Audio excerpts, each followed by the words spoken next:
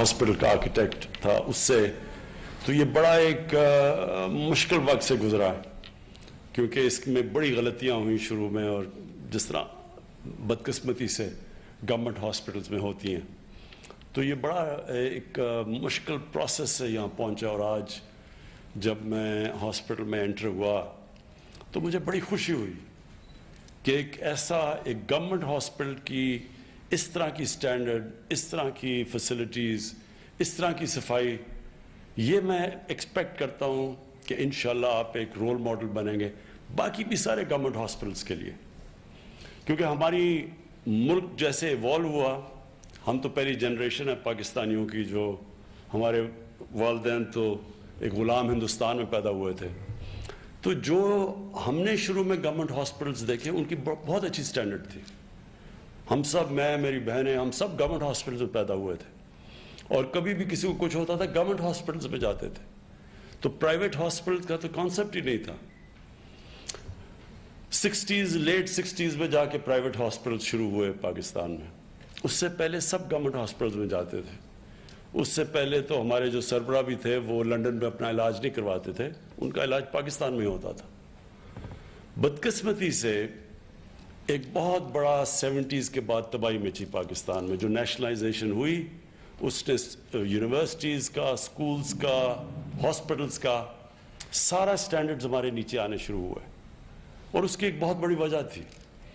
دیکھیں، کوئی بھی ادارہ، اور ڈین صاحب آپ کے لیے بھی اور برکی صاحب آپ کے لیے بھی، کوئی بھی ادارہ جس کے اندر سزا اور جزا کا نظام نہیں ہوتا وہ کبھی کامیاب نہیں ہو سکتا.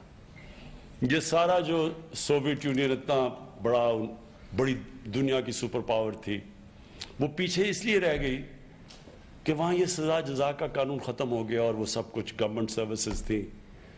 اور گورنمنٹ سروسز کے اندر بھی کئی ملکوں نے، مثلا چائنا کے اندر، انہوں نے بڑا زبردست قانون بنایا ہوا ہے. وہاں میریٹوکریسی کا اتنا زبردست سسٹم ہے چائنا میں کہ وہ ساری دنیا کو پیچھے چھوڑ کے جا رہے ہیں. تو میریٹوکریسی کا مطلب ہی ہے، جو ڈین صاحب آپ نے بات کی تھی پروفیشنلزم کی، پروفیشنلزم کا مطلب ہی یہ ہے کہ جو زیادہ محنت کرتا ہے، جو کام زیادہ کرتا ہے، جو قابل زیادہ ہوتا ہے، وہ اوپر چلا جاتا ہے. لیکن ہمارا گورنمنٹ کا سسٹم کیا ایوالو ہوا؟ جو سینئر ہے وہی اوپر جاتا تھا. اب سینئر اچھا ہے یا برا ہے، اس کو پروموشن، پے رائزز ملتی ہیں تنخواہ میں. جب آپ کو ہر سال پے رائز ملتی ہے، وہ سب کو ایک ہی جتنی پے رائز مل جاتی ہے. تو جب آپ ایک انسینٹیوز ہی نہیں دیں گے ایک سسٹم کے اندر محنت کو، قابلیت کو، تو وہ سسٹم تو کوئی بھی دنیا میں نہیں چل سکتا. اس لیے ہمارا جو 1970s کے بعد جو ہمارے سارے سسٹمز تھے، ہماری آپ واٹر شیڈ دیکھ لیں 70s میں، اس نیشنلائزیشن کی وجہ سے آہستہ آہستہ پاکستان کی یونیورسٹیز جو انٹرنیشنل سٹینڈرڈ کی تھی، پاکستان کی ڈگری دنیا میں مانی جاتی تھی. پاکستان کے ڈاکٹرز یہاں سے کوالیفائی کرتے تھے، دنیا میں کہیں بھی چلے جاتے تھے. لیکن آہستہ آہستہ ہماری ساری ڈگریز بھی نہیں مانی گئی، ہماری انسٹیٹیوشنز بھی نیچے جانی شروع ہو گئی. اور آج جو ہم یہ کوشش کر رہے ہیں، جو MTI کی بات کر رہے ہیں، ہاسپٹل ریفارمز کی، سارا مقصد ہی یہ ہے کہ واپس اس سزا اور جزا قانون پہ جائیں، قابلیت کو ریوارڈ کریں. جو محنت کرتا ہے اس کو اس کا پھل ملے، اس کو الاؤنس، اس کو بونسز ملے، اس کو پے رائز ملے. اور جو کام نہیں کرتا اس کو پہلے وارننگ ملے، ڈیموشن ملے، پھر نکال دیا جائے. تو یہ تو اگر یہ سسٹم نہیں ہے، کوئی دنیا کے اندر سسٹم کام نہیں کر سکتا. آج تک اللہ نے بھی سزا اور جزا کا قانون اس لیے دیا ہوا کہ ہمیں محنت کریں، ہم اچھے انسان بنیں. اللہ نے بھی انسینٹیو دیا ہوا ہے. نہیں تو کسی کو کیا ضرورت پڑی کہ اگر کسی میں فرق ہی نہیں ہے تو کوئی کیوں محنت کرے. تو ہمارا یہ جو ریزسٹنس آتی ہے کئی دفعہ MTI ریفارمز کی، میں وہ سارے لوگوں کو یہ پیغام آج دینا چاہتا ہوں. کئی میں سوچتا ہوں کہ ڈاکٹرز اس کے خلاف ہیں. کیسے آپ اس کے خلاف ہو سکتے ہیں؟ کیا آپ چاہتے نہیں کہ آپ کے گورنمنٹ ہاسپٹلز اچھے بنیں؟ کیا یہی چاہتے ہیں کہ گورنمنٹ ہاسپٹل میں صرف غریب آدمی آئے اور پرائیویٹ ہاسپٹل میں پیسے دے کے آدمی جائے؟ جس معاشرے میں بھی یہ ہو جاتا ہے کہ ایک غریب آدمی کو ایک معاشرہ موقع دیتا ہے اوپر آنے کا تعلیم میں، نہ اس کو اچھی نوکریاں ملتی ہیں، علاج اس کا بری ہاسپٹل میں وہ ہوتا ہے جو کہ ایک عام انسان سے بھی نیچے سب سٹینڈرڈ علاج ہوتا ہے، گندے کمرے ہوتے ہیں، ان کے بیماریاں بیچارے انفیکشنز لگ جاتی ہیں ہاسپٹل میں جا کے. تو وہ ایک سسٹم ہے. اس سسٹم کو وہ حضرت علی رضی اللہ تعالیٰ کا قول ہے کہ کفر کا نظام چل جائے گا لیکن ظلم کا نظام نہیں چل سکتا. جس معاشرے میں ظلم اور ناانصافی ہوتی ہے وہ کبھی پروگریس نہیں کرتا. چائنا کی جب ہم بات کرتے ہیں، ان کا میں نے سسٹم دیکھا ہے، اسٹڈی کیا ہے، اس کے اندر اتنی زبردست میرٹوکریسی ہے. انہوں نے جو میرٹ کا سسٹم لے آئے وہ اتنا زبردست ہے کہ وہ چائنا کو ساری دنیا ڈری ہوئی ہے کہ اب کون روکے گا اس کے پروگریس کو. ہمارے لیے پاکستان کے لیے بھی یہ سبق ہے. ہمیں اپنی انسٹیٹیوشنز کو ان سب میں میرٹوکریسی لے کے آنی ہے. اور ہم نے اپنے جو ایک گورنمنٹ ہاسپٹل کے اندر ایک انسان آتا ہے یا پرائیویٹ ہاسپٹل میں بھی انشاءاللہ انسان آتا ہے تو دیکھنا یہ ہے کہ اس کے اندر فرق نہ کیا جائے. شوکت خانم کے اندر جو پہلے دن، ابھی بھی میری وہ سٹیٹمنٹ ہے، جب آج سے 26 سال پہلے ہاسپٹل کھلا تو پہلی چیز میں نے ان کو کہی تھی، ہماری ویژن یہ ہے کہ چاہے جو ایک انسان آئے گا، چاہے اس کے کپڑے پھٹے ہو، چاہے وہ غریب آدمی ہو، چاہے جو بھی ہو، اس کے اندر فرق نہیں کیا جائے گا. اور یہ ہمارے لیے شروع میں بڑا مشکل تھا کیونکہ ہمارے ایک کلچر ایوالو ہو گیا تھا کہ جو بیچارہ پیسے نہیں دیتا تو اس کو اور طرح ٹریٹ کرتے تھے، جو پیسے دیتا اس کو اور طرح کرتے تھے. ہم نے اپنے ہاسپٹل میں پھر یہ کیا کہ ہم نے ڈاکٹرز نرسز کو پتہ ہی نہیں چلنے دیا پیسے کون دیتا اور مفت کون آتا ہے، تاکہ فرق نہ کر سکے انسانوں میں. اور انشاءاللہ جو آپ کا یہ لیڈی ریڈنگ ہاسپٹل میں یہ جو نیا بلاک ہے، اس سے ایک نئی سوچ آنی چاہیے.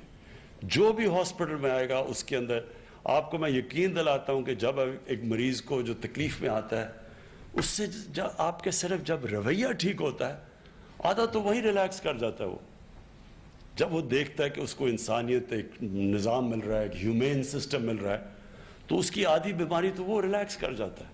اور یہ بڑا امپورٹنٹ ہے. میں آپ کو برکی صاحب، آپ کو بھی ڈین صاحب، آپ دونوں کو میں یہ کہنا چاہتا ہوں کہ یہ آپ نے انگرین کرنا ہے. ہمیں شروع میں مسئلے تھے، پھر ہم نے ریفریشر کورسز کیے اپنے سٹاف کے، بار بار ان کو سمجھایا. اور آج یہ میرا، کیونکہ اللہ میں ایمان ہے، یہ میرا یقین ہے کہ وہ ہاسپٹل ایک معجزہ ہے. شوکت خانم اور یہ بھی کہ کوئی بھی اس کی مثال نہیں ہے کہ ایک پرائیویٹ ہاسپٹل جو خسارہ کرے کوئی 12-13 ارب روپے کا ہر سال، 12-13 ارب کا خسارہ کرے اور قوم اس سے زیادہ پیسے دے دے اگلے سال. اس کی کوئی مثال نہیں ہے. یہ اللہ کی برکت آتی ہے. جب ایک انسٹیٹیوشن میں انسانیت ہوتی ہے اس میں اللہ کی برکت آتی ہے. اور میں یہ چاہتا ہوں کہ یہ نیا کلچر یہاں سے شروع ہو، LRH سے، اور وہ سارے KP کے ہاسپٹلز سے پھر سارے پاکستان میں جائے. دیکھیں، لوگ جو رول ماڈلز ہوتے ہیں وہ کم ہوتے ہیں. ساری پبلک رول ماڈلز نہیں ہوتی، رول ماڈل کم ہوتے ہیں. ان کو دیکھ کے پھر ایک پورے معاشرے کے اندر چینج آتی ہے. اسی طرح آپ نے اس کو LRH کو، کیونکہ یہ زبردست ہاسپٹل بنا ہے، پہلے تو اس کی صفائی نیا کھلا ہے، آپ نے اس کو بالکل صاف رکھنا ہے. چیلنج یہ نہیں کہ آج کیسا ہے، چیلنج یہ ہے کہ 2 سال 3 سال 5 سال کے بعد کیسا ہے. اور آپ نے اگر وہ رکھیں گے، میں آپ کو یقین دلاتا ہوں، میرا جو ایکسپیرنس ہے پاکستانیوں کا، جس وقت آپ پاکستانیوں کو کوالٹی دیتے ہیں یہ قوم پھر اس کو پوری طرح بیک کرتی ہے، اپریشیٹ کرتی ہے. ہماری آج نمل یونیورسٹی 90% اسکالرشپس ہیں. عام گھرانوں کے بچے آ کے کوالٹی ایجوکیشن لے رہے ہیں، لیکن کیونکہ کوالٹی ایجوکیشن لے رہے ہیں، جو وہاں سے نکلتا ہے اس کو اچھی اچھی نوکریاں ملتی ہیں، اس کو ہماری ڈونیشن زیادہ آنی شروع ہو جاتی ہیں. اور ان ڈونیشنز پہ ماشاءاللہ اب یہ پوری ایک نالج سٹی بننے جا رہی ہے. تو اسی طرح LRH کو بھی جیسی لوگوں کو کانفیڈنس ہوتا جائے گا. اب ہم نے ہیلتھ کارڈ انٹروڈیوس کر دیا ہے. ہیلتھ کارڈ کا مطلب یہ ہے کہ کمپٹیشنز ہو جائے گی پرائیویٹ ہاسپٹلز اور گورنمنٹ ہاسپٹلز کی. اب کیونکہ جدھر بھی مریض کے پاس، عام آپ کے شہری کے پاس ہیلتھ کارڈ ہوگا وہ کہیں بھی جا سکتا ہے، وہ گورنمنٹ ہاسپٹل بھی جا سکتا ہے، پرائیویٹ ہاسپٹل میں بھی جا سکتا ہے. تو آپ کے اوپر کمپٹیشن ہوگی گورنمنٹ ہاسپٹلز میں کہ آپ کو اٹریکٹ کرنا پڑے گا مریضوں کو. پہلے تو صرف غریب آدمی آتا تھا، کوئی ضرورت نہیں تھی کسی کو اپنے آپ کو پش کرنے کی. اور اب پرائیویٹ ہاسپٹلز کے اوپر بھی پریشر پڑے گا، گورنمنٹ ہاسپٹلز میں، کیونکہ غریب سے غریب آدمی کے پاس اب ہیلتھ کارڈ ہوگا اور اس کے پاس چوائس ہوگی، جو اس کو اچھا علاج ملے گا وہ ادھر جائے گا، اور یہ پھر خاص طور پہ گورنمنٹ ہاسپٹلز کے لیے، ان کے لیے بڑا ایک کمپٹیشن ہوگی۔